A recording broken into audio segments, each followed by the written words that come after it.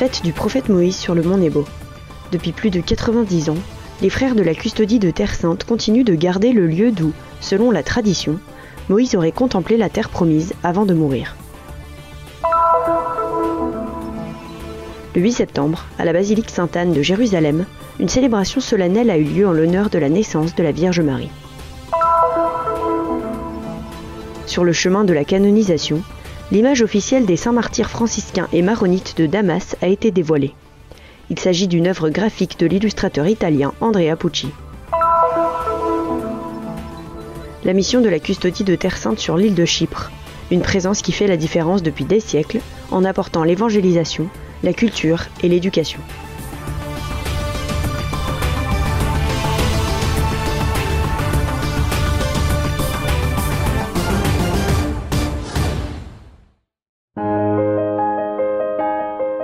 Depuis plus de 90 ans, les frères de la custodie de Terre Sainte continuent de garder l'endroit d'où, selon la tradition, Moïse aurait contemplé la terre promise avant de mourir.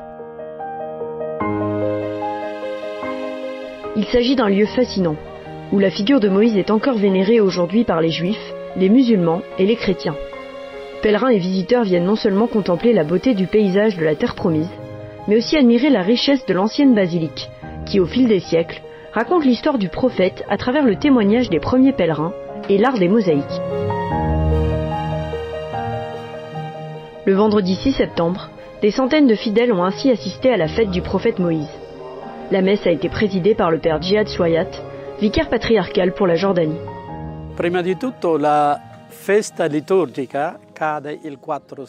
Cette fête liturgique tombe le 4 septembre.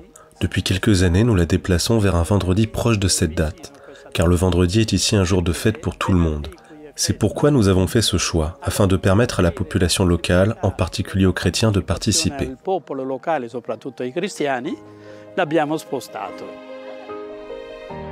Aujourd'hui, 2 messes ont été célébrées avec les paroisses, l'une le matin et l'autre l'après-midi.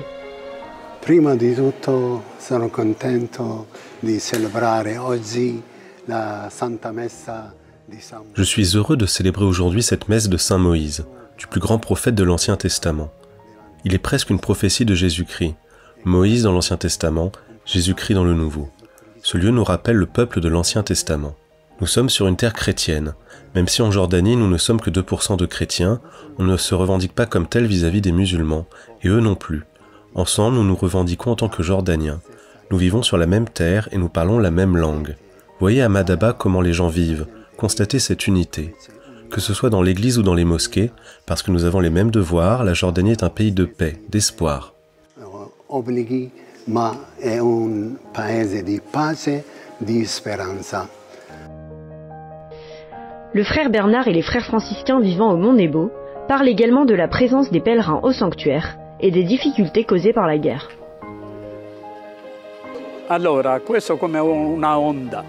Noi questo periodo normalmente. C'est comme une vague. À cause de la guerre, le nombre de pèlerins et de visiteurs a d'abord chuté de 85%. Puis, depuis quelques jours, un mouvement se redessine, avec par exemple une messe à 15h pour un groupe de 38 Philippins. Les gens reviennent peu à peu. Je souhaite à tous une belle fête de Saint Moïse, le seul qui ait pu parler face à face avec Dieu, et ces gens qu'il a accompagnés ici, cette poignée de gens qui ont traversé la terre promise, je vous souhaite d'être comme eux.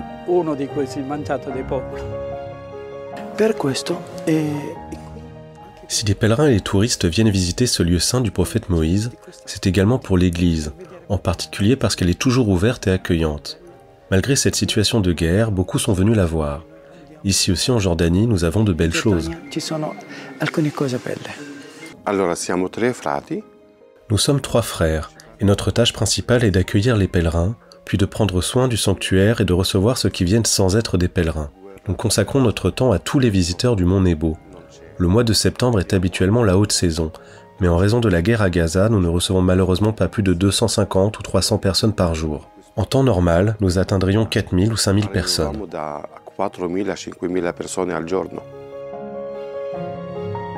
Le frère Amar raconte qu'à cette époque, il y avait jusqu'à 20 messes par jour, alors qu'aujourd'hui, il n'y en a plus qu'une par semaine. Il nous parle également des méfaits de cette guerre. Tous les Jordaniens estiment que cette guerre fait du tort à tout le monde. Nous espérons qu'elle se terminera bientôt, parce qu'en fin de compte, ce sont les gens qui n'ont rien demandé qui payent la facture.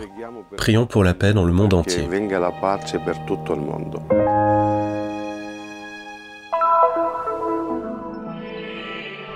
Le calendrier liturgique nous a conduits le 8 septembre à la maison de Sainte Anne et de Saint Joachim, où selon la tradition, la Vierge Marie est née. Donc la nativité de la Vierge Marie que nous célébrons aujourd'hui, eh bien, je pourrais dire ici Sainte Anne, c'est le centre mondial de cette grande fête. Je disais que c'est un lieu 2 fois saint parce que c'est aussi le lieu d'un miracle de Jésus, un miracle très important que nous lisons au chapitre 5 de l'évangile de Jean, le paralytique qui est au bord d'une piscine, qui attend que l'eau bouge pour être le premier dans l'eau et qui n'y arrive jamais. Puis Jésus arrive, il lui demande « Veux-tu être guéri ? Prends ton grabat et marche ». Donc c'est à la fois le lieu de la naissance de Marie et le lieu d'un miracle de Jésus. Donc nous sommes réunis aujourd'hui pour cette grande fête de la Nativité de Marie. Une basilique habituellement très visitée par de nombreux pèlerins, dont la présence a malheureusement diminué depuis le début de la guerre. Et donc très peu de pèlerins qui ne peuvent pas venir, les avions sont annulés, etc. Et donc un peu une année de tristesse, mais aussi d'espérance, parce que nous prions pour la paix, la tristesse est dépassée par l'espérance en fait pour les chrétiens. Donc aujourd'hui, ce n'était pas une fête triste, c'était une fête avec de la retenue bien sûr, mais c'était une grande prière pour la paix. Compte tenu de la situation actuelle en Terre Sainte, seules les communautés religieuses locales étaient présentes à la célébration, avec quelques représentants du monde entier. Ils sont venus remercier celle qui a été prédestinée par Dieu à être la mère de son fils bien-aimé. Pour moi, c'est un sentiment indescriptible que de participer à ces célébrations sur le lieu où les événements bibliques se sont déroulés, conformément à la tradition et à notre foi, et aussi de rencontrer ceux qui travaillent ici en Terre Sainte et qui sont engagés dans l'annonce de l'évangile de Jésus.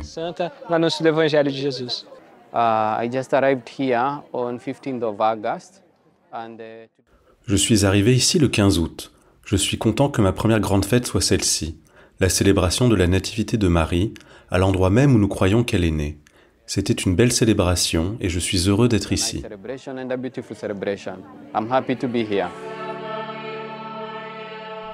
La messe a été présidée par le frère Michel Moulindo de la custodie de Terre Sainte et concélébrée par les prêtres de la communauté franciscaine et les pères blancs, religieux missionnaires, gardiens du lieu. Comme il s'agit d'un territoire français, M. Quentin Lopineau, vice-consul général, était également présent et comme le veut la tradition, la prière de bénédiction a été adressée à la France. Cette fête a aussi été le moment de prendre une décision face aux défis de notre temps, concernant la vie elle-même. Le frère Michel a voulu souligner l'absurdité de cette incapacité qu'a l'humain à garder ses propres enfants. Car la naissance de Marie nous révèle que toute vie porte en elle un projet divin. La naissance de Marie nous montre, comme nous le lisons dans la lettre aux Romains, que Marie était prédestinée pour être la mère de Jésus, la mère de l'Emmanuel, du Dieu avec nous. Ainsi, chaque naissance est toujours un événement. Chaque enfant est préservé, est prédestiné à quelque chose. Aujourd'hui, d'une manière particulière, l'Évangile nous invite, le monde entier, tout comme nous, à préserver la vie, à garder la vie, à sauvegarder la vie de toutes les manières possibles. D'une manière particulière, nous prions pour ces enfants tués à cause des cœurs endurcis de certains.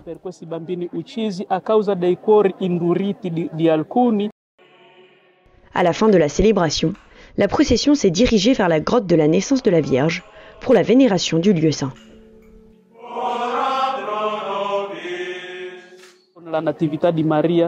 Avec la nativité de Marie, nous demandons la grâce de chérir chaque jour notre vie chrétienne.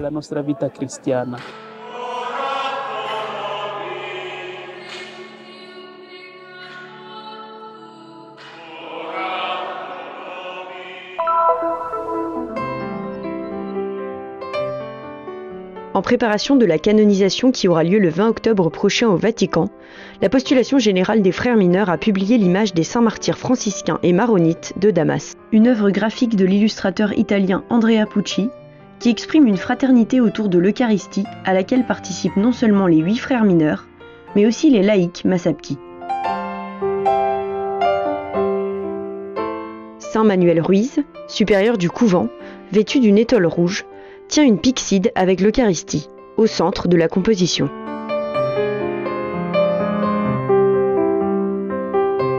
À sa droite se trouve Saint Carmelo Bolta, vicaire, en train d'exhiber la croix de Jérusalem identifiant la custodie de Terre Sainte, et, à genoux, Saint Pedro Soler, l'un des plus jeunes frères de la communauté. À sa gauche se tiennent les trois saints frères Massapki, François, en train d'arborer les armoiries du patriarcat catholique maronite, Saint Mouti, avec une palme, et Saint Raphaël, le plus jeune des trois, les mains jointes, en souvenir de son amour pour la prière. Les autres martyrs franciscains couronnent ces figures du premier plan.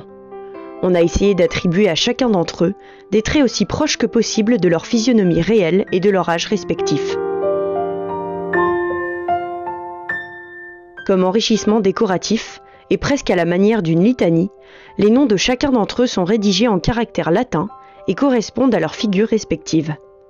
Il s'agit d'une référence à la peinture de 1926, réalisée par les sœurs franciscaines missionnaires de Marie, et où les noms, graphiquement très petits, étaient inscrits dans les auréoles individuelles. La couleur du ciel a été choisie pour l'arrière-plan, tandis qu'en bas, fidèlement reproduite d'après d'anciennes photographies du XIXe siècle, se trouve la ville de Damas, le lieu du martyre, et la cité sur laquelle les saints martyrs exercent leur protection spéciale.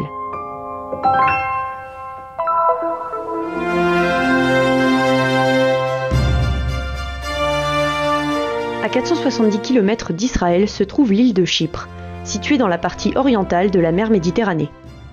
Depuis 1974, l'île est divisée en deux parties, l'une grecque et l'autre turque. Les franciscains y sont présents depuis plus de 8 siècles, cherchant à créer la communion et l'intégration entre les communautés des différentes parties du monde.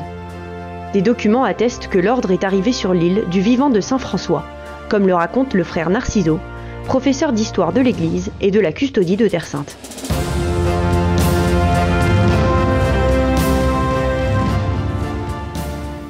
Saint François s'est-il arrêté à Chypre? Probablement oui, car les navires venant d'Europe étaient obligés de se ravitailler. Il est plausible qu'il s'y soit arrêté lors de l'une de ses escales au port de Limassol. L'église latine de Chypre compte 4 paroisses, qui appartiennent au patriarcat latin de Jérusalem. À Larnaca, dans l'église paroissiale de Sainte-Marie de Grasse, se trouve également le couvent des frères franciscains, où vivent 2 d'entre eux, le frère Andrew Verdotte, responsable de la communauté, et le frère Andrew Harin, curé de la paroisse. Pour moi, c'est une grâce d'être ici et de servir le peuple de Dieu, de donner un bon témoignage du Christ qui est ressuscité pour nous tous.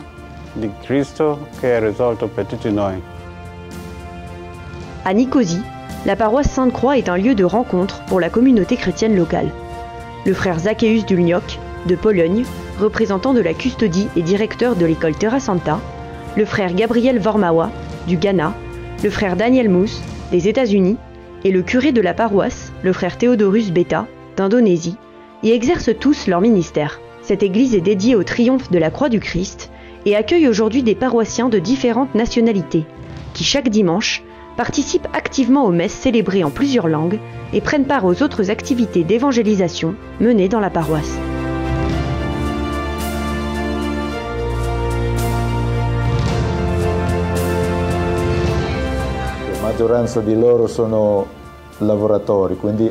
La majorité d'entre eux sont des travailleurs. Ils viennent tous les dimanches pour assister à la messe et rencontrer leurs amis. Ils mangent ensemble, dans le jardin ou dans les salles paroissiales. Les gens sont très heureux de voir une église ouverte à tous. La gente è anche molto contenta di vedere la chiesa sempre welcome per tutti. Le bâtiment actuel a été construit avec l'aide du Royaume d'Espagne. Au plafond, on peut voir des ovales représentant leurs armoiries. Sur les autels, les statues de Saint François, de Saint Antoine et de la Vierge Marie, ainsi que divers autres objets liturgiques, témoignent de leur intérêt et de leur générosité.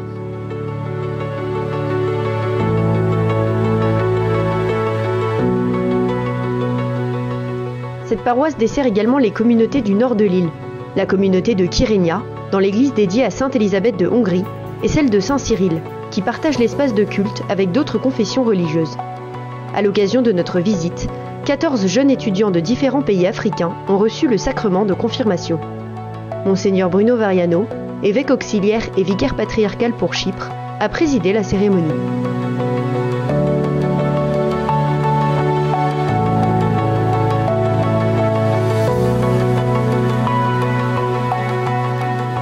La vita del vescovo latino di Cipro è sempre legato al patriarcato, la Chiesa madre di Gerusalemme. La vie de l'évêque latin de Chypre est toujours liée au patriarcat latin de Jérusalem. Nous travaillons beaucoup ici parce que nous sommes une église en croissance, avec une augmentation du nombre d'immigrants et de réfugiés qui arrivent sur l'île. Nous avons beaucoup de frères et de sœurs qui demandent à devenir des chrétiens catholiques et qui commencent un chemin d'initiation chrétienne dans nos différentes paroisses. Et cela nous apporte beaucoup d'espoir. Fanno l'iniziazione cristiana nelle varie parrocchie e questo possiamo dire che ci porta tanta speranza. L'éducation est un autre volet de la mission franciscaine à Chypre. L'école Terra Santa, construite en 1646 par les franciscains, a été la première école de Nicosie. Aujourd'hui, elle accueille environ 700 élèves, de la maternelle jusqu'au lycée. Enseignants et élèves y ont été des témoins de la beauté des relations et de l'excellence de son enseignement. Tous y ont fait et y font encore l'expérience d'une atmosphère de famille, de respect et de formation aux valeurs qui favorisent le développement intégral de chacun.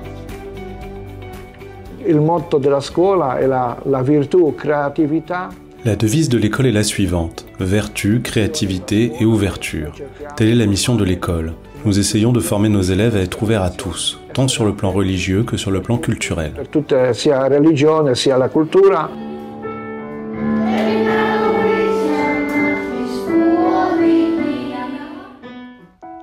L'église paroissiale de Sainte-Catherine est située à Limassol. La fraternité franciscaine est composée du frère Laurence Koblavi et du frère Peter Ashton. Ensemble, ils s'occupent de la paroisse et assistent d'autres communautés religieuses, comme les sœurs franciscaines du Sacré-Cœur de Jésus, pour lesquelles ils célèbrent l'Eucharistie tous les jours. Cette congrégation féminine, fondée en 1861 par la duchesse Laura Lerude et le père Gregorio Fioravanti, frère mineur, a donné naissance à de nombreuses missions éducatives à travers le monde. La première fut en Amérique. Dopo la seconda missione è stata a Costantinopoli, in Turchia, nel 1872. La deuxième mission est née à Istanbul, en Turquie, en 1872, où notre province, appelée province Sainte-Élisabeth de Hongrie, a vu le jour. De là, nous nous sommes dirigés vers les îles grecques, jusqu'à Chypre en 1923, lorsque les frères de la Custodie ont fait appel à nous pour l'éducation des jeunes filles catholiques pauvres, ici à Limassol. Qui à Limassol, per l'educazione delle fanciulle povere cattoliche. Depuis le début, l'école Sainte-Marie est fréquentée par des chrétiens catholiques et orthodoxes, ainsi que par des musulmans. Outre le grec, les enfants y apprennent également l'anglais, le français et l'italien. Aujourd'hui, l'école compte environ 900 élèves, de la maternelle jusqu'au lycée. Si vous souhaitez en savoir plus sur l'histoire et le développement de la présence franciscaine à Chypre,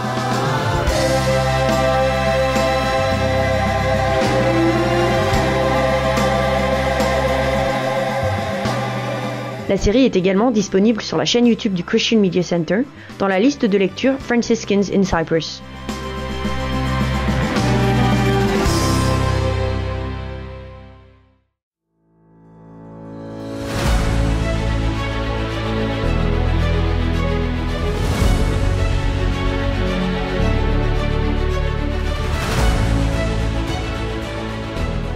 Faites un geste de solidarité et soutenez la mission de la Custodie de Terre Sainte.